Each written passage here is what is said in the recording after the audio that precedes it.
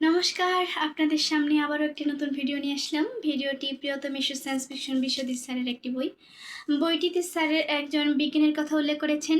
তো সেখানে তিনি তার গবেষণার জন্য দূর পাহাড়ে একটি তার নিজস্ব রিসোর্ট খোলেন।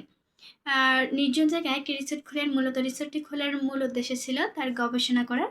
আর সেখানে গবেষণা করতে করতে তিনি মারা যান, কার অ্যাক্সিডেন্টে মারা যান। তো সেখানে তার দুই পুত্র ছিল।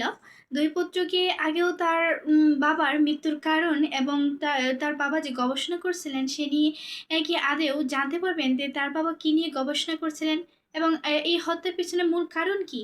আদৌ কি তার বাবার হত্যাকারীকে কিংবা এর মূল উদ্দেশ্য কি সেটা জানতে পারবেন? এই নিয়ে লিখেছেন স্যার বিশ্বজিৎ দাস প্রিয়তমে বইটি। তো বইটিতে এছাড়াও রয়েছে বউয়ের শাসন আর বিভিন্ন ধরনের মজাদার গল্প। তো গল্পগুলো পড়ে অনেক অনেক অনেক অনেক মজা পেয়েছি আমি। আশা করছি আপনারাও বইটি পাবেন। আপনারাও অনেক